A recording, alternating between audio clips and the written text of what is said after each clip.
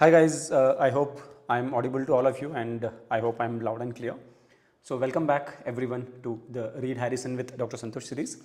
We will be talking about headache today, and as you know, headache is one of the very common complaint that we encounter in our clinical practice. So before I get going with the topic, let me know if you are able to hear me loud and clear. That's very crucial for us. Okay, good. It appears that I'm live, so let us continue. First thing I would like to tell you is that headache is one of the top 10 complaints that brings patients to the hospital, and headache probably comes in the top 20 topics from which NEET PG MCQs are asked, and headache is also one of the common topics around which bedside discussion revolves, especially in short cases, right? So that's why headache is an important topic, and I hope that is clear. Okay. So we will begin by understanding how do we classify headaches, and then we will see how to approach a patient presenting with headache as a complaint. Okay. Now for classification of headache, we follow a classification criteria called as International Classification of Headache Disorders in its version 3. Right now we are in version 3. So we follow ICHD 3 for classification of headache. According to this, we classify patient presenting with headache as having either primary headache disorder or secondary headache disorders. So we can have primary headache disorders or secondary. Now I will ask you a very basic question. Where do you place migraine? Is migraine a primary headache disorder or secondary headache disorder? What do you think is migraine? Primary or secondary? Good evening Parneet, Priyanshi Chaudhary. Good evening everyone. So is migraine a primary headache disorder or secondary? All of us are familiar with this word, right? Migraine. We keep hearing it regularly. Right. Migraine is a primary headache disorder. So what makes you think that migraine is primary? How do you define what is primary and what is secondary? Secondary, when we talk about secondary headaches, we should always remember that it is a manifestation of some other disorder where the main diagnosis is not headache. Like suppose if I come to you and say that I'm having fever, body pain, joint pains, nausea, vomiting and headache. In that case, you probably make a diagnosis of a viral illness or dengue or malaria, something like that. That is the main diagnosis. Headache is just part and parcel of this illness, right? So headache is secondary to malaria, dengue or something. In such cases, we will call it a secondary headache disorder, where the underlying diagnosis is different. Headache is one of the manifestation. Okay. When it comes to primary headache disorders, headache itself is a diagnosis. Like if I say cluster headache, that itself is a diagnosis. When I say migraine, it itself is a diagnosis. When you say tension type of headache, it itself is a diagnosis. Okay. Now, whenever I get a patient with headache, what is my biggest worry? Like, okay, I get a female in her 30s, 35, 36-year-old female comes and complains of headache. What will be my biggest concern as a doctor? My biggest concern is what if I miss a major underlying disorder? What if I label it as migraine and it turns out to be a case of brain tumor or bleed inside the brain, right? That's the biggest concern. All those causes like tumor in the brain, meningitis, bleeding in the brain, they're all causes for secondary headache disorder. So that is why whenever someone presents with headache, our first step will be to rule out the secondary causes before we label them as having a primary headache disorder. Okay. So can anybody tell me what are the common causes for secondary headaches? So whenever an examiner asks you to name some causes for secondary headache, first thing you should mention is acute febrile illness. When I say acute febrile illness, what does that mean? It basically refers to an acute illness with fever, right? Acute illness with fever, which is very common. Most of us have gone through fever, and whenever we had fever, we did have headache. It is like part and parcel of fevers, right? Then apart from that, meningitis, right? Meningitis.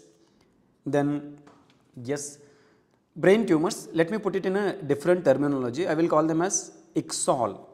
ICSOL stands for intracranial space occupying lesions. Intracranial space occupying lesions.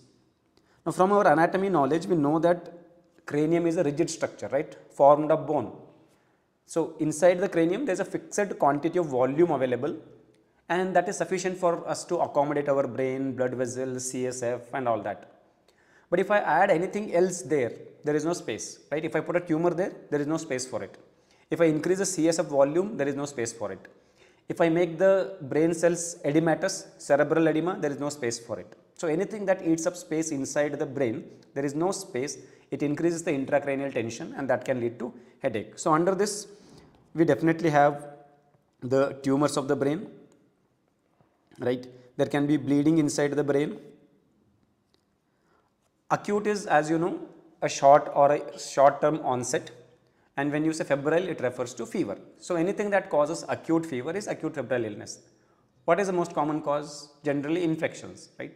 You get typhoid, malaria, dengue, COVID, anything, you generally get fever. So all of them collectively we call it as acute febrile illness. Most common cause for acute febrile illness is viral infections, right? Viral fevers are the most common cause for fevers. And whenever we have fever, we do have headache, right? Is it migraine, tension type or cluster? No, it is because of fever we have headache. So that is why we classify it under secondary headache disorders. Ashish Kumar, morphine is like an overkill when you have a headache. Giving morphine is like an overkill. It is like to beat RCB, you are bringing in Dhoni to bat in 11 positions, not required, right? Okay. So if there is bleeding in the brain, it is going to occupy the space. If there is a tumor in the brain, it is going to occupy the space. So they can cause headache. Okay. Apart from that, vasculitic disorders. Can anybody give me examples of vasculitic disorders which can cause headache? I think someone had already commented. Right. So when we say bleeding, it can be intraparenchymal, basal ganglia as well as subarachnoid, epidural, extradural, all the bleeds. See, Sutapa Samantha, our cranium is a rigid structure, right? It can't expand. See, for example, if there is a tumor in my stomach, right, abdomen, if there is a tumor, as tumor grows, my stomach can expand to some extent so that it accommodates it, right? If there is a tumor in the lungs, my chest can expand to some extent and it can accommodate the tumor. But even if I created like 2 into 2 centimeter tumor inside my brain, there is no space available for this tumor in the cranium because the skull cannot expand. So if there is anything that takes up space in the brain, it will end up compressing the surrounding structures. Only that is how it can make space for itself. So if there is a tumor or bleed, it is going to compress the surrounding structures and that will cause the headache. Right, Nilanjana, the temporal arthritis or what you call as giant cell arthritis. Yes, that can cause secondary headache. So these are all important causes for secondary headaches. Okay. Now coming to primary headaches, the primary headaches are categorized into 4 groups. Okay. So the first one and the most common one is called as tension type of headache. Tension type of headache. The second most common is migraine. Third most is a group. We will call it as tax for now. What is it? I will explain later. Right? We will call it as tax. And the fourth one is, which cannot be categorized into these 3. We will call it as miscellaneous. Secondary refers to some other disorder causing the headache. Primary refers to headache itself is a disease. So when I say migraine, migraine itself is a disease. When I say a patient has secondary headache, means he has headache secondary to another disorder. Like if he has meningitis, meningitis is the main disorder. Headache is just part and parcel of the meningitis, right? Similarly, vasculitic disorders, you were talking about temporal arthritis. Diagnosis is temporal arthritis. Headache is one of the manifestation. Such conditions we will call it as secondary. Okay.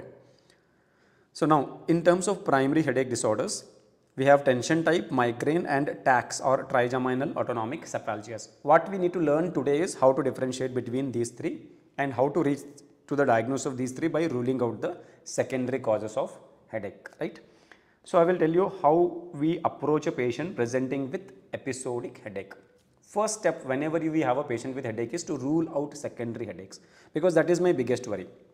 If I say, this patient has got migraine and send her home and later it turns out that she had a bleeding or she had a tumor, I will be at trouble, right? The patient's husband or the patient will sue me in the court of law saying that this doctor misdiagnosed and because of that my client or my patient is suffering and I need compensation. So definitely I don't want to get into that trouble. So how can I safeguard myself and as well as patient by ruling out the secondary headaches? How do I rule out secondary headache? So we are going there. We will discuss what is TAC. How do I rule out secondary headache? See, you have a patient presenting to you with headache. Now, first step is to rule out secondary headache. So, what are the points that I should concentrate on the history that tells me that this patient has got secondary headache? So, we rule out secondary headache by ruling out what we call as red flag signs. By ruling out red flag signs. Now, the question comes, what do you mean by red flag signs? Right? I think the current generation of medical students definitely know what is the meaning of red flag, right? What do you mean by red flag? Nowadays, like typically we apply this concept to relationships, right? Like you say, Deepika Padukone was a red flag, or he is a red flag, she is a red flag. So, what does that red flag refer to? What is the red flag referring to?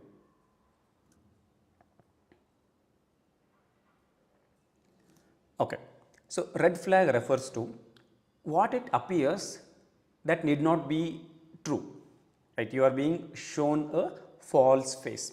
That's what we say in relationship, like he or she appears to be very humble, genuine person, but in reality they may be very cunning, right? Such situations what you call as a red flag sign, right? So, if there is some pointer which suggests that okay, whatever is being shown to me is not true, there is another face to that person, such findings we call them as red flags. So, now if I have a patient presenting with headache and I find out some finding which suggests that this need not be a primary headache, there may be a secondary headache, such findings we call it as red flag sign. So, what we will do is we will make a list of red flag signs first. And the first red flag sign that I am going to mention is the age of the person. Usually age more than 55 years we consider it as red flag sign. Why age more than 55 years is a red flag sign? What should I suspect if a 55-year-old plus person presents with headaches? What is it pointing towards? Okay, what age group migraine, tension type of headache or cluster headache are common? They are typically common in the middle age group, the working class, right, in their 20s, 30s. That is where the most primary headaches are common. If an elderly presents with headache, first thing that should come to my mind is possibility of temporal arthritis, right?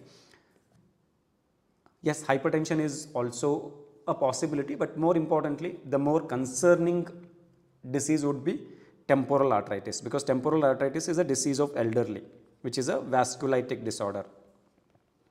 Temporal arthritis, that is a possibility, or intracranial bleed, that is a possibility. Okay. Then second red flag is a patient presenting with hypertension, bradycardia, and projectile vomiting. Projectile vomiting. Can anybody tell me what do these findings suggest? If a patient presents with high BP, low heart rate and projectile vomiting, what does that suggest? Should I think that okay, this patient has got tension type of headache, migraine? No, I should think of some secondary headache. What is it pointing towards? So, whenever we get these three things together, right, it is suggestive of increased intracranial tension. And when intracranial tension increases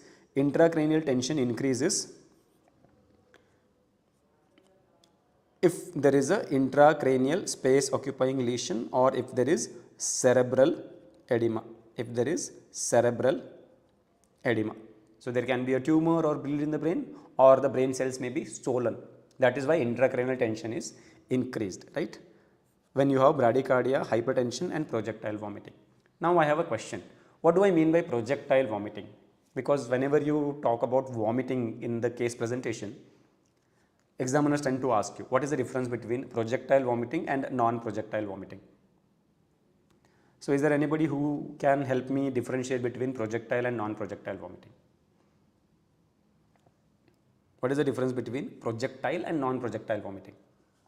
Well, when I say projectile vomiting, one common thing is we will say that the vomitus is projected away from the body, right? That's a common notion which is partially true. When you say non-projectile vomiting, there is a tendency when patient vomits, it is not projected far away from the body and it may fall on the patient's body itself. But the most important thing is projectile vomiting is generally not accompanied by nausea. So, patients will have no clue that they are about to vomit. Out of nowhere, suddenly the vomitus comes and they vomit far away from the body, projected away. That is why we call it as projectile vomiting. So, please remember, I will put a small note here how to differentiate between projectile and non-projectile vomiting, one of the common bedside discussion point. Projectile vomiting and non-projectile vomiting. In projectile vomiting, the vomitus is projected away from the body. Vomitus projected away from the patient's body. In non-projectile, vomitus tends to fall closer to patient's body, But this is not the main point. The main point is, in projectile vomiting, there is no nausea. Right? These patients don't have nausea. Patients with the non-projectile vomiting, they often have nausea. So the usual story of a patient with projectile vomiting goes like this. Patient will be talking to you, giving you the history, and then out of nowhere, suddenly he vomits out. If you are standing in front of you, you may be in the line of fire. On the other hand, patients with non-projectile vomiting, they will have nausea lingering for some time, right?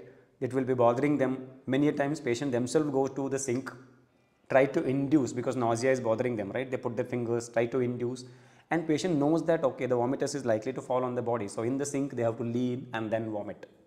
The patients with projectile vomiting, out of nowhere, as and when they are talking to you, talking to the family members or sitting quietly, suddenly the vomitus comes. No nausea, so no forewarning, and vomitus falls away from the patient's body. So whenever a patient presents to me with vomiting and he does not have nausea, I will be more concerned, because projectile vomiting indicates raised intracranial tension, which indicates that there is something sinister or major problem happening with the brain. On the other hand, if patient says that I have been having nausea from 30-40 minutes and now I vomited, I will be a bit relaxed, because it is unlikely to be major underlying disorder, mostly simple gastritis or some minor issues.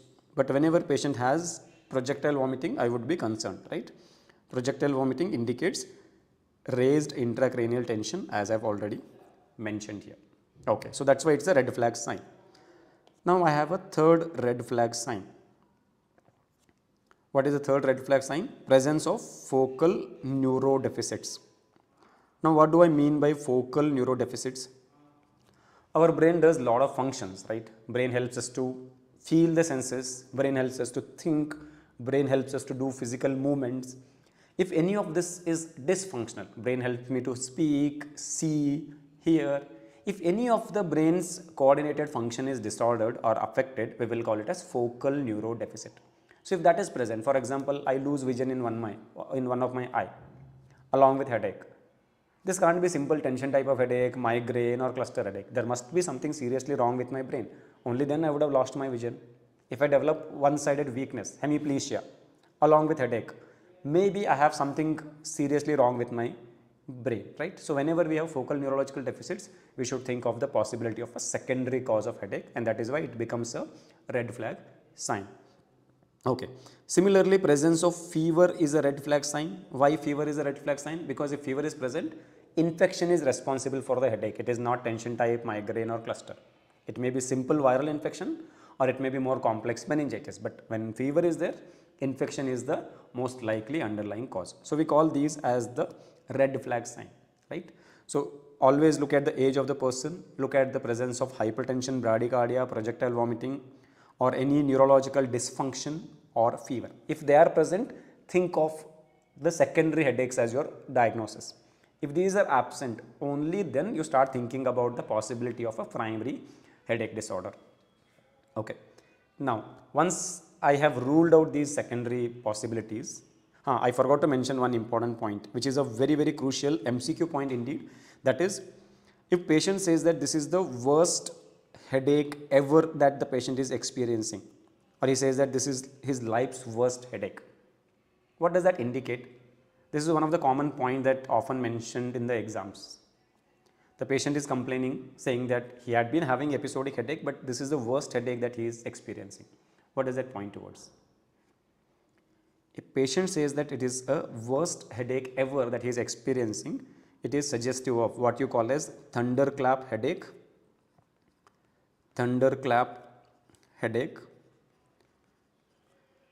which is Nothing but seen in patients with subarachnoid hemorrhage.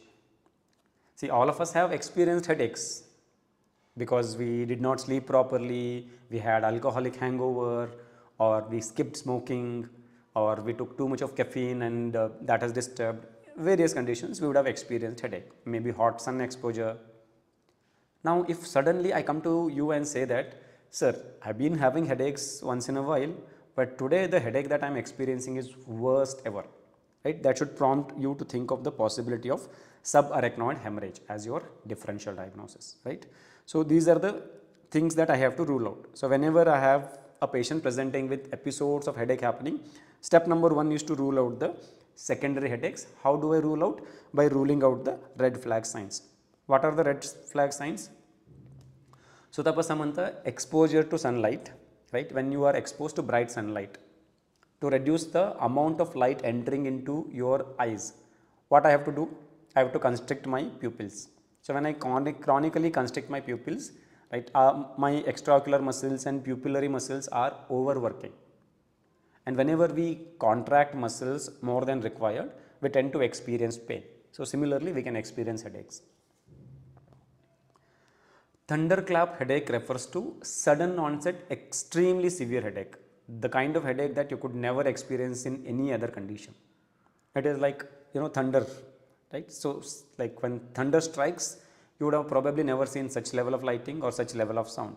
Similarly, a headache striking abruptly, being very severe, is what we call as thunderclap headache.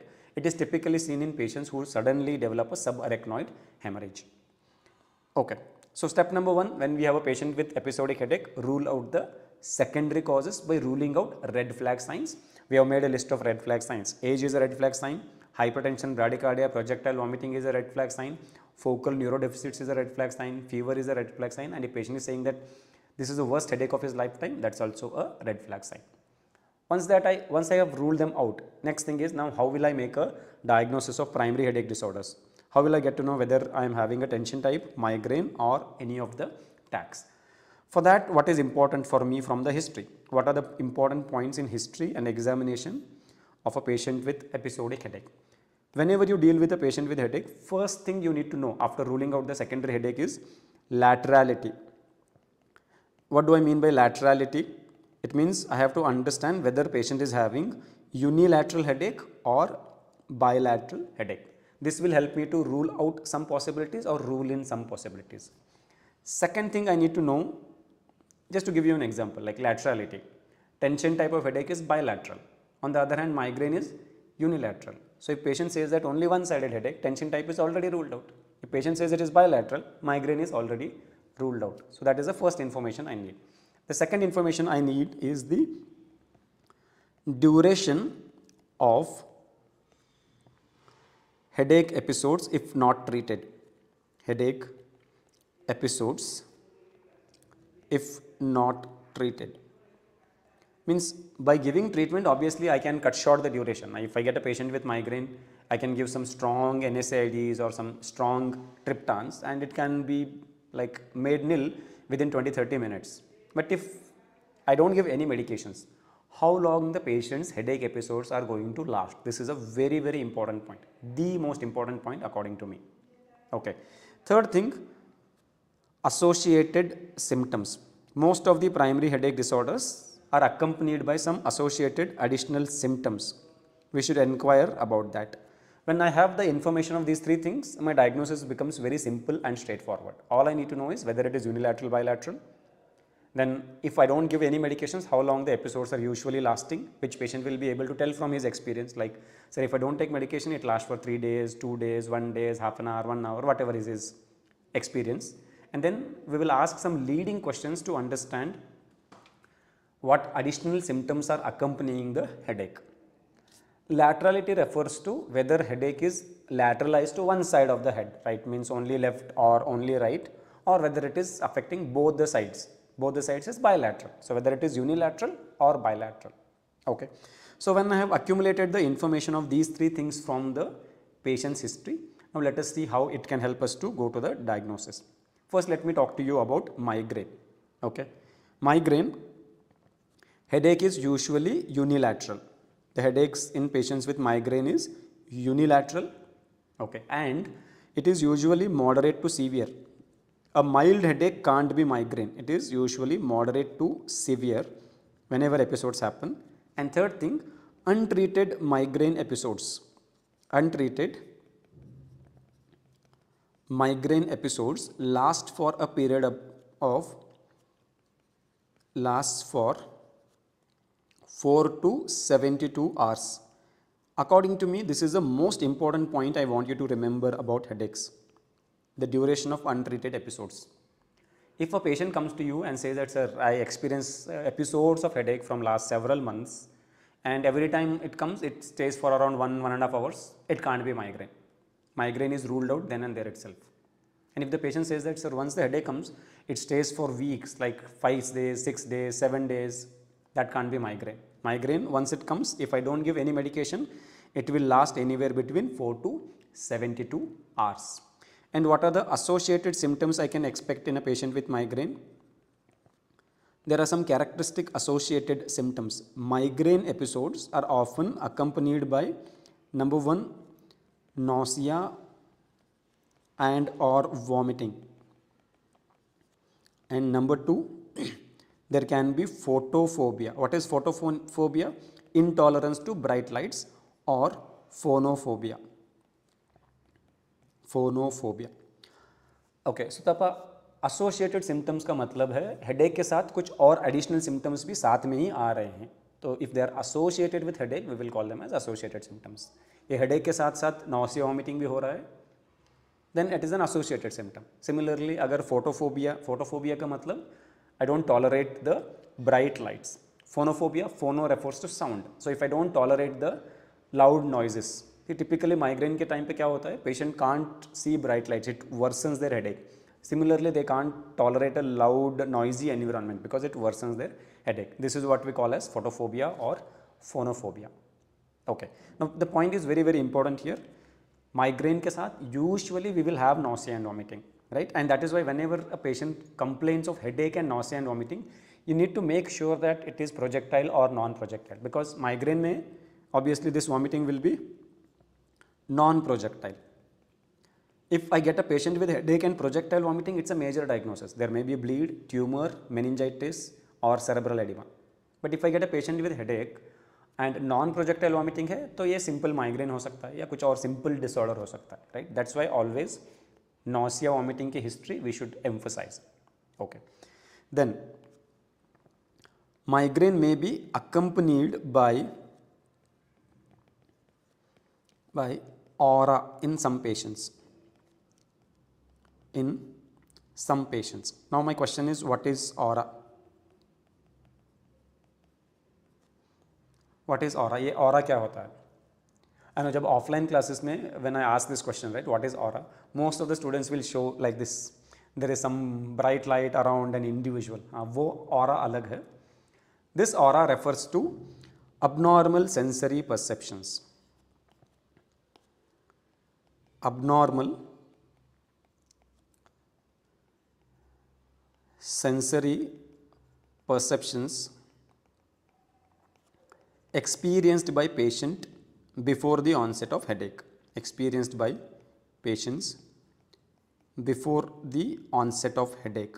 Means before the headache starts, many patients experience some weird sensory symptoms.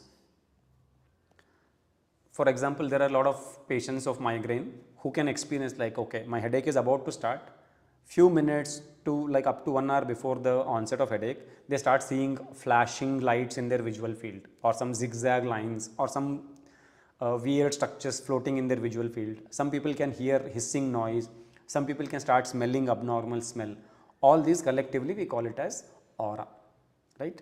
One of the common MCQ is, what is the most common aura? The most common aura is the visual aura. Many patients experience abnormal visual sensory perceptions, like seeing zigzag lines in the visual field.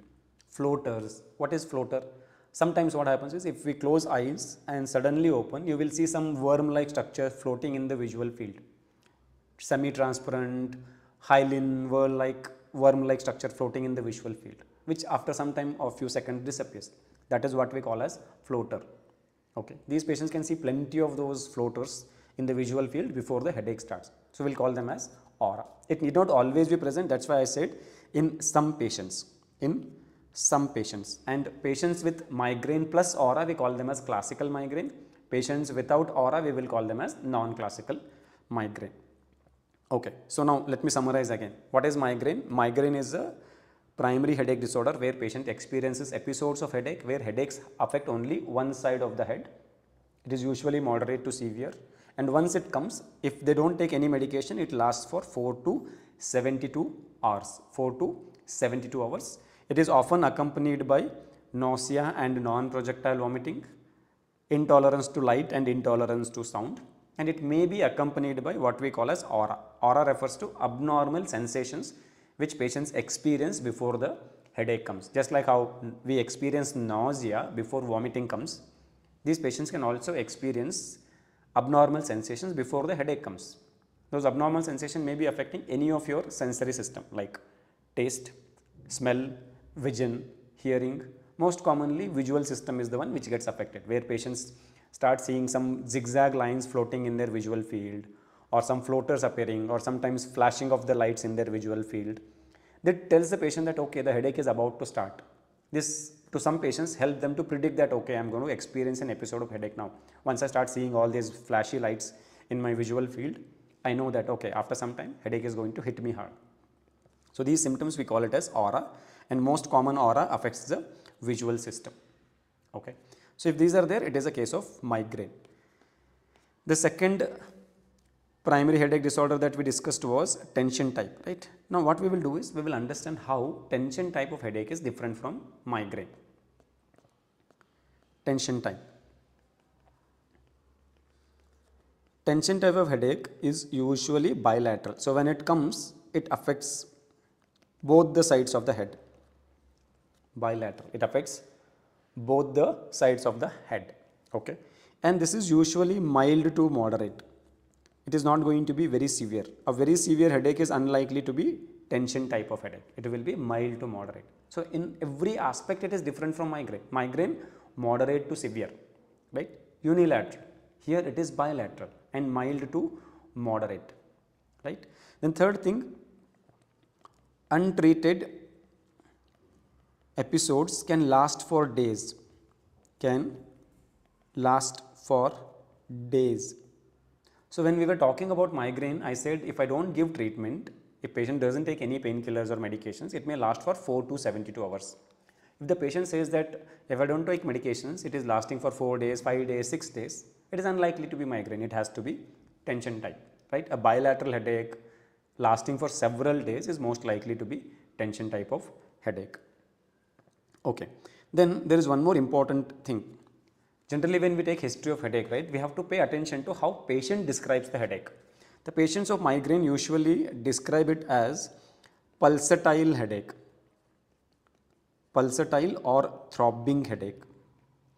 मतलब क्या? Patient will come and say that sir, मेरा sir फटा जा रहा है, right? It's about to burst because it is severe, right? And it's pulsating. So he will say that कुछ pulsate हो रहा है या फटने जैसा लग रहा है. That's the usual description. A patient with tension type of headache will not come and say that sir लगता है मेरा सर फटने वाला है. Why? Because it is not severe, right? Then how do he describe the headache, or how she is going to describe the headache? They will usually describe it as a band-like sensation.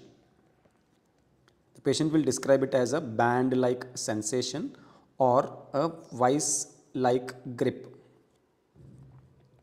Vice-like grip. That's the usual description. Now what do I mean by this? If this is the patient's head, okay, these patients will usually describe their headache as affecting the forehead that goes down to the temporal region and then to the occipital region. So in this region, patient feels that someone has tied a tight band. They will describe that, sir, I feel that there is some tight band being tied around my forehead, temporal region and then the occipital region. That's the usual description. Patients often refer to it as band-like sensation or a tight grip, vice-like grip. In your MCQ exam, if you see these statements, band-like sensation or vice-like grip, it means examiner is directly telling you whatever description I am giving you, take it as tension type of headache. And if patient describes it, you know that okay, you have made a diagnosis of tension type of headache. Okay. Now the third category of headache that we have to learn is called as trigeminal autonomic cephalgias. Trigeminal autonomic cephalgias. Now what does that mean? All of us know, okay, so a strong grip, very strong, like छूट नहीं पा रहा है उतना strong grip. Trigeminal cephalgia. Okay, let us first dissect this name. Cephalgia का मतलब क्या है? Algia means pain, right? Analgesia means lack of pain. Algia, pain. Ceph means you're talking about head, right? You know cephalad and caudad, right? Cephalgia means headache or pain in the head region. Okay. Now, why am I calling it as autonomic and why am I calling it as trigeminal?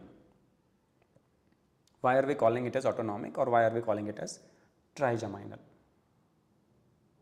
So, when I described how to assess a patient presenting with episodic headache, first thing I told you is look at the laterality, unilateral hai ya bilateral hai. Second is the duration of untreated episodes of headache, how long it lasts, and third one, what are the associated symptoms. Migraine mein nausea, vomiting, photophobia, phonophobia, with or without aura, right? But in patients with this set of disorders called as trigeminal autonomic cephalgias, they have autonomic symptoms along with headache. Autonomic symptoms along with headache. And the distribution of the pain is more on the face side, means not like a tension type of headache is going to describe like forehead, temporal region and occipital region where I am experiencing the pain. But these patients say that the pain is more on the face. That is where you have the distribution of the trigeminal nerve, right? So the area involved is the distribution of the trigeminal nerve and it is accompanied by autonomic symptoms. Okay, so now I have a question. Can anybody name one autonomic symptom? Forget about this disorder, just tell one symptom of autonomic dysfunction and then I will take it from there.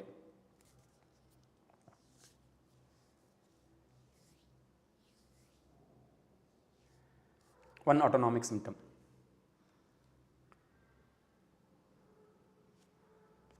Okay. If I ask you to take your hand and put it in hot water, it becomes red, right? If you put it in cold water, it becomes pale. Why that happens? Tachycardia, good. Sweating, good. Okay. Why my hand becomes red or pale when I put it in hot water or cold water?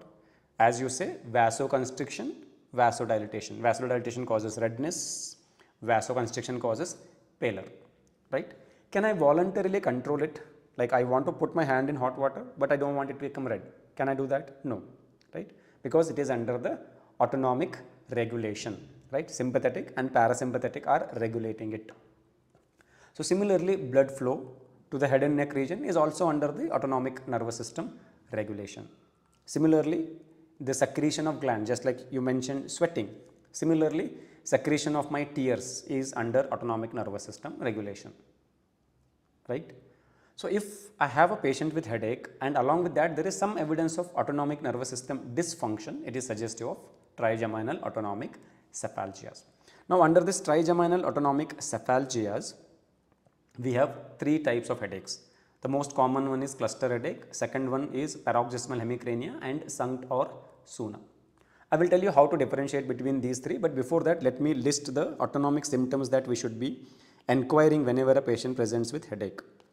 The autonomic symptoms can be, first one, vasodilatation of the affected side of the face. What will it cause? When vasodilatation happens to the affected side of the face, what will I experience? Redness, right? What should I call it as? When someone talks to you very sweetly, right? He is appreciating that, oh, you look smart, you are cute and all.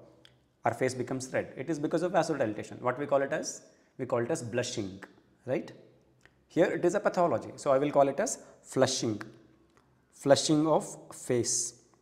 Face becoming red along with the headache. Second, okay, if vasodilatation affects my nasal mucosa, what will happen? If more blood comes to the nasal mucosa, what should I call it as? When more blood accumulates in the lung in patients with heart disorders, right? What did we call it as? Congestion of the lungs. So if more blood accumulates in the nasal mucosa, what should we call it as? Congestion of the nose, right? That is what causes the nose block. And that is why whenever you get cold, what medications you take? Decongestants, right? Because there is congestion of the nose. Congestion of nose. Okay. Then third, if I have dysregulation of the autonomic nervous system, there can be increased lacrimation. Increased lacrimation. Then fourth, what will happen to my eyes if there is vasodilatation of my conjunctival blood vessels? Vasodilatation of my conjunctival blood vessels. My eye will look red, right? So we can develop redness of the eyes. Redness of eyes. So if you have a patient with headache, along with that he has flushing of the face, congestion of the nose, or lacrimation, or redness of the eyes, it indicates that you are having one of the trigeminal autonomic cephalgias. It is less likely to be tension type of headache. It is less likely to be migraine. Okay. And just like migraine, this is also a unilateral headache disorders. These are also unilateral headache disorders, right? So now we have studied about 3 primary headache disorders. Only one is bilateral, which is tension type. So the moment you read a question, or the moment a patient presents to you saying that I have headache affecting both the sides, you know you're dealing with tension type if the secondary is ruled out. But if he says unilateral, the tension type is ruled out. Now you're thinking of trigeminal autonomic cephalgias, or you're thinking of migraine. Yes, Sharma, I will definitely take that. I will definitely take that. Okay. Now I told you there are 3 types, right? So I will tell you how to differentiate between the 3 types. The first one is the cluster headache, which is the most common trigeminal autonomic cephalgia. The second one is called as paroxysmal hemicrania. Paroxysmal hemicrania. And the third one is what we call as Sankt or Suna. I will tell you what is the full form of Sankt or Suna in a bit now. Okay. To differentiate between these 3, the most important thing is how long the headache episode lasts. That's why repeatedly I have been telling, concentrate on the headache episodes, how long they last if they don't take medications.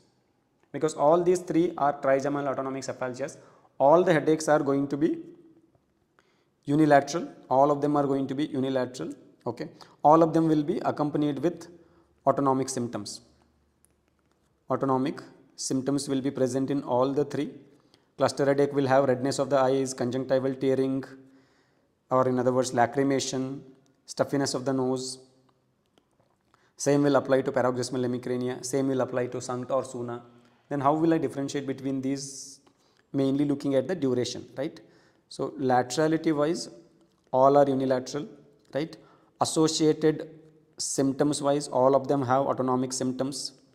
But duration of attacks is the most important clue here. Cluster headaches usually affects or usually lasts for 30 to 180 minutes, means half an hour to 3 minutes. Paroxysmal hemicrania usually lasts for 15 to 30 minutes, and Sankt or Suna usually lasts for 4 to 240 seconds. Now in the exam, they will give you the same question. Like, okay, here is a patient who presented with episodes of unilateral headache, and along with that he has redness of the eyes, nasal stuffiness, sneezing or sweating or lacrimation. All these are autonomic symptoms. And then they will mention you that, okay, these episodes are lasting for 1 hour or 10 minutes or few seconds, and then you have to make a diagnosis based on this duration. That's why duration is a very important clue. Okay, that's clear. Then apart from that, there will be some additional clues in the patient's history as well as your MCQs. What are the clues? Cluster headache generally has seasonality. Now what do I mean by seasonality? Typically headaches occur in cluster headaches in particular season. Like you might have one patient who gets headache only in winter, you might have one more patient who gets headache only in summer, you might have one more patient who gets headaches only in the rainy season. So there is some seasonality. That is the important clue from the examiner. Okay. Then the second clue is cluster headaches are usually precipitated by alcohol. Alcohol precipitates cluster headache. Like, okay, I have cluster headache. Now I started drinking because I have holidays. 2-3 days down the line, I start getting episodes of headache, right? One after the other, one after the headache. So alcohol acted as a precipitating agent. So whenever question mentioned that alcohol precipitates, you should think of cluster headache. Now you may say, sir, migraine also. Migraine most likely occurs during the hangover period. Like means I drink now, during the hangover, migraine strikes me. On the other hand, cluster headache, I drink, it starts the headache. Okay. Paroxysmal hemicrania is again one type of headache. When you say paroxysm, please remember the word paroxysm refers to intermittent. And hemi means half, crania means half of the cranium. So headache affecting half of the head, right? Occurring intermittently. So we call it as paroxysmal hemicrania. What is the clue here? Generally, these patients have excellent response to indomethacin. Indomethacin responsive means indomethacin is such a weak NSAID. If I give it to a patient with the migraine, does nothing. Patient will not show any response. If I give it to a patient with cluster headache, does nothing. Patient will not show any response. But if I give it to a patient with paroxysmal hemicrania, great response, right? So that is why that is a clue. If patient says that some doctor had given me indomethacin and after that headache has gone, well, you are talking about paroxysmal hemicrania. Similarly, in the MCQ, examiner mentions that this headache is responding excellently to indomethacin. He is telling you that this is a case of paroxysmal hemicrania. Okay. Now coming to this SUNCT or SUNA.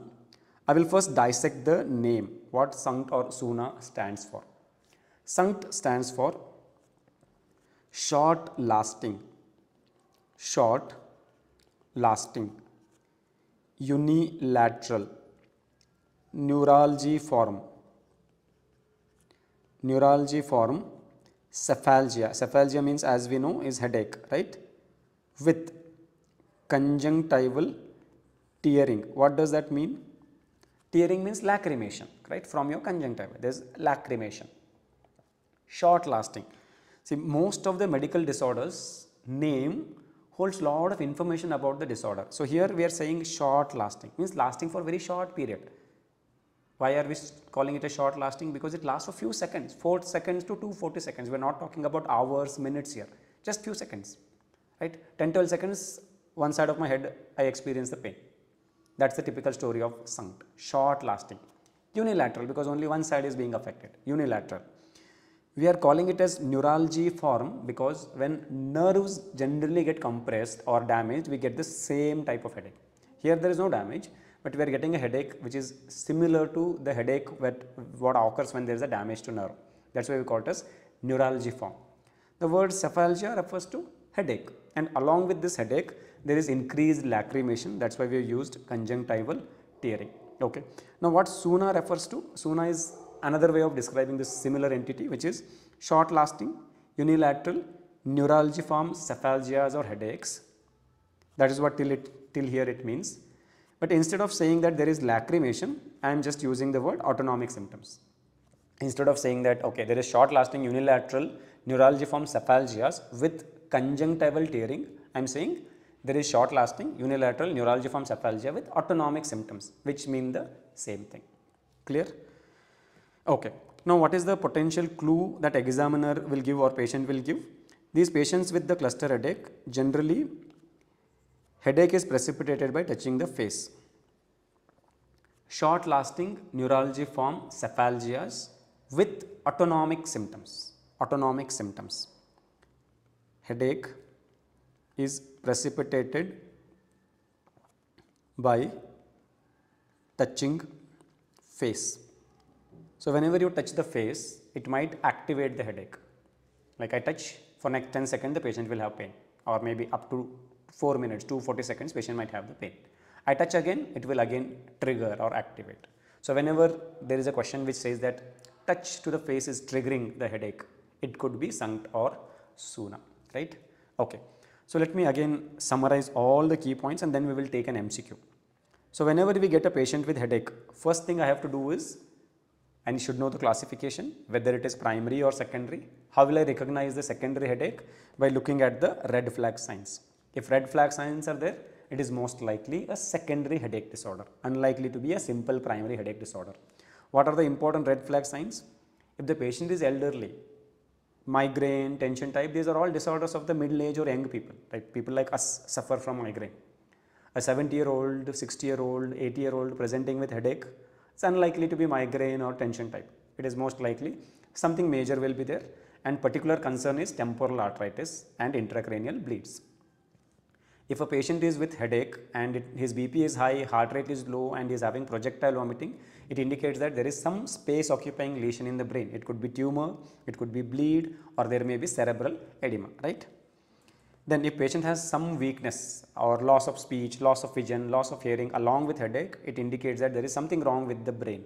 Again, it indicates a secondary headache. If there is fever, it indicates an infection is reason for the headache. It is not a primary headache disorder. And similarly, patient says that I've been having headaches, but this is the worst ever headache that I'm experiencing. It may be a clue towards subarachnoid hemorrhage. Okay. Then once I have ruled out the secondary headache, then I come to the diagnosis of primary headache. Now to decide whether it is migraine, tension type, or any of the trigeminal autonomic cephalgias, I have to look at the laterality, whether it is unilateral or bilateral. If it is bilateral, it is most likely tension type.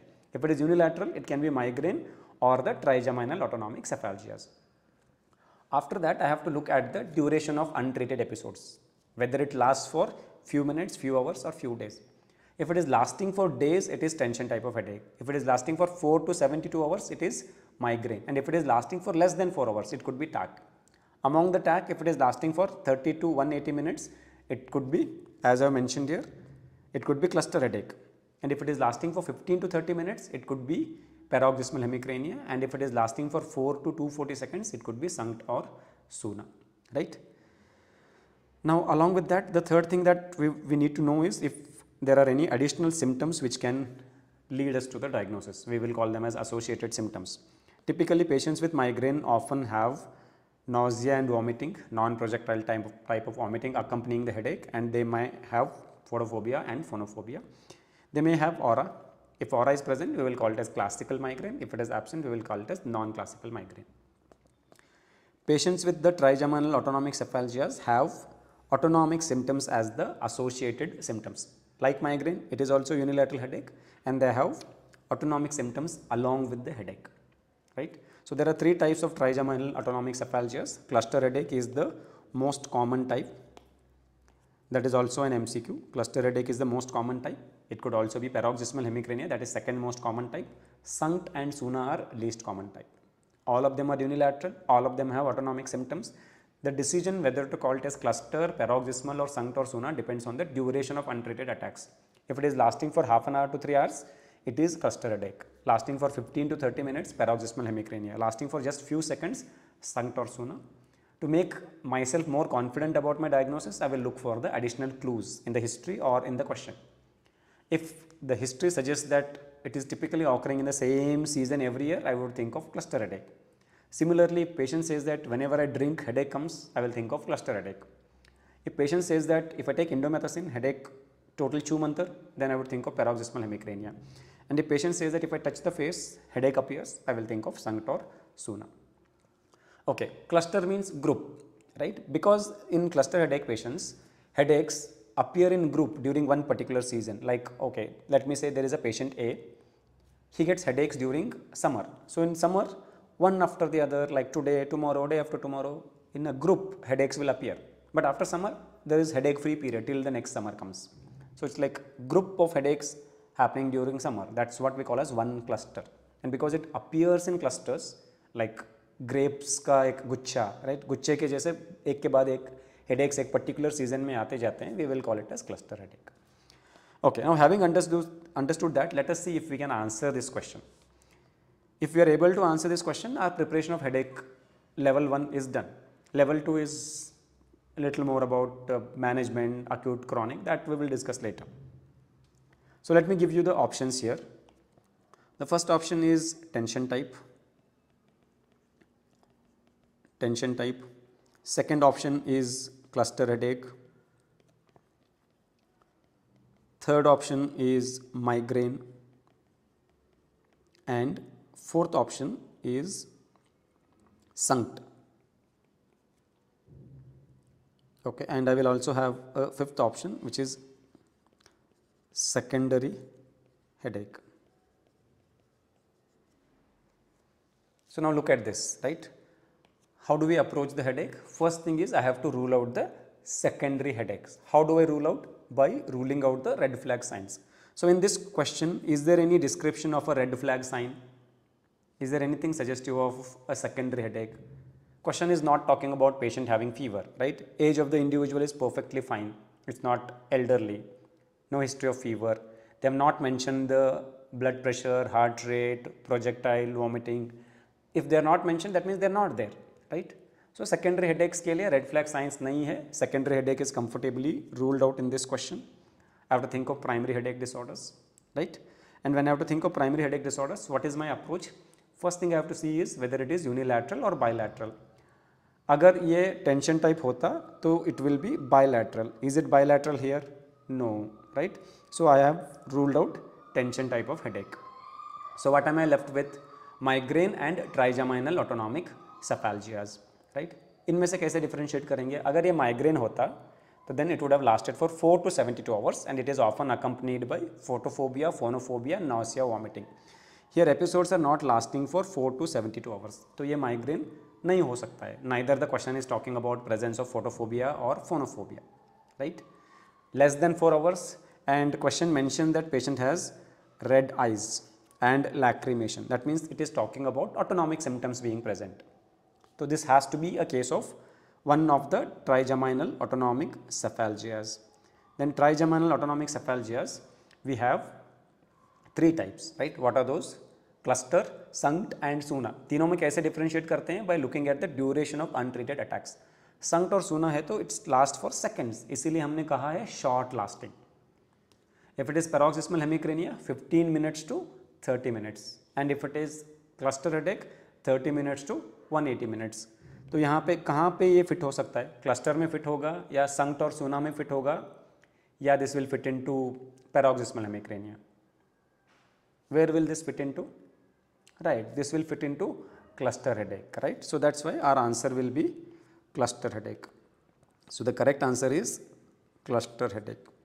So now I will just give you a flow chart to approach a patient presenting with headache.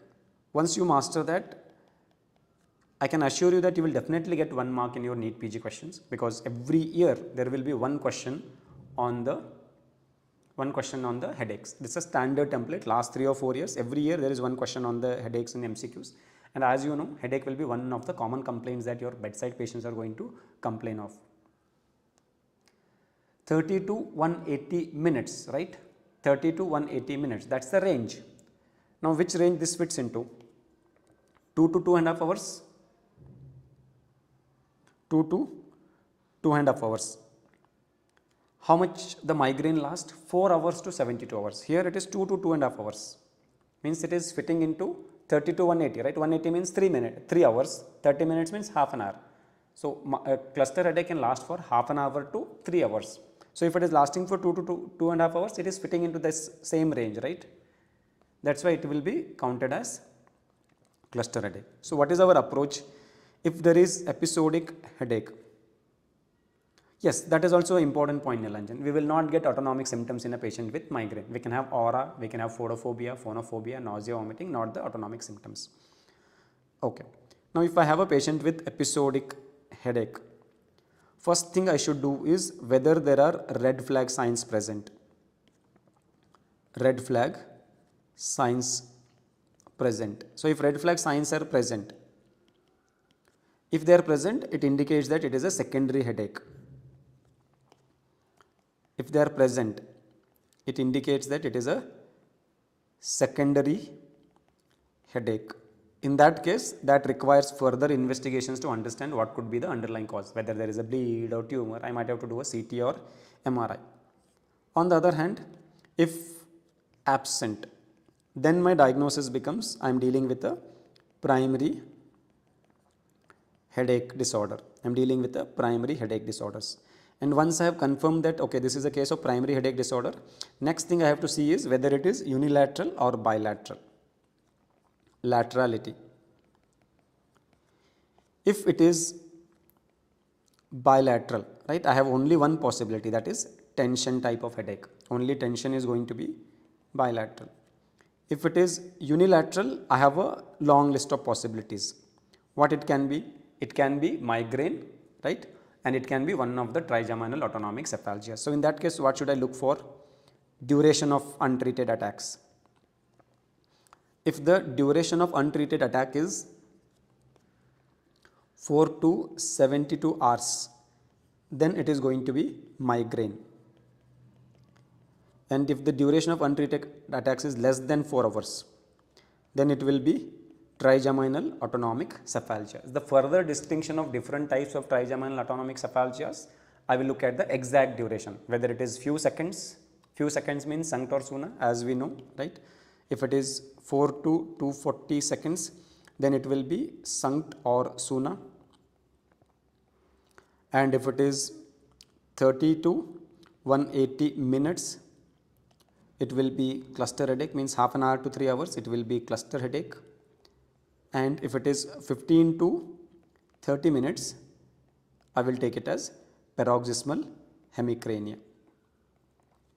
Paroxysmal hemicrania. This is how we approach a patient presenting with headache to us. So we will close the session with one last question. Let us see if we can answer that. A 28-year-old female presented with episodic headaches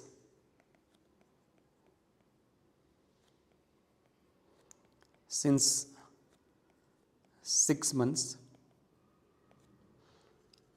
Episodes last for 8 to 10 hours and are unilateral, often accompanied by nausea or vomiting, and patient complains that she finds noise and light worsens her headache. What is the diagnosis?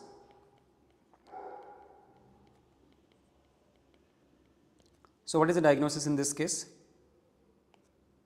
Right, so it is very clear that this is a case of migraine. How? Look at the laterality. This patient has unilateral headaches, right? It is unilateral headache. Second, how long it is lasting? 8 to 10 hours. So it is in the range of 4 to 72 hours. And the accompanying symptoms, the nausea, vomiting, and the intolerance to noise, which is our phonophobia, and intolerance to light, which is photophobia, they are all there. So in this case, the answer will be migraine. So as long as you kind of start addressing the questions based on this algorithm, you will be able to hit it right. And the same approach you can follow in your bedside discussions. Whenever you have a patient with headache, first step is rule out the red flag signs. If red flag signs are present, it is secondary. No red flag sign, then it is a primary headache disorder. See bilateral hai ya unilateral hai. Agar unilateral hai, to look at the durations. That will take you very close to the diagnosis. Along with that, the associated symptoms will make it much more easier and make us confident about our diagnosis, right? So that's it from me, guys, today. I'm not putting the Harrison pages today. The reason is because there is one more aspect to learn about headache, that is the management, which we will be doing a little later after my pharmacology colleague also gives you a lesson on the management of headaches. We will look at how we actually manage a patient with headache. That will complete our understanding of headache, but whatever we have discussed today is good enough for us to go to the bedside and take a good history of headaches, right? Whenever patient complains of headache, you know what all to ask, how to position, and how to make a diagnosis. So for today, that's it from me, guys. I'll be signing off. The next session, I will see if I can change it to so there was a request about cardiac, right? Okay, so I will see chest pain. I will see if I can schedule the next session on the chest pain. Definitely a very important topic, and I will try to address that. So for now, that's it, guys. Have a good time, study well, and whatever you have studied today, you can go back to your MCQ books or apps and solve some MCQs on headache. Hopefully, you will start getting many questions right. And in the near future, once we complete the whole headache discussion from pharmacology and the medical management, you will be well versed for the NEET PG as well as your final problem. Signing off, guys. All the best. Good night.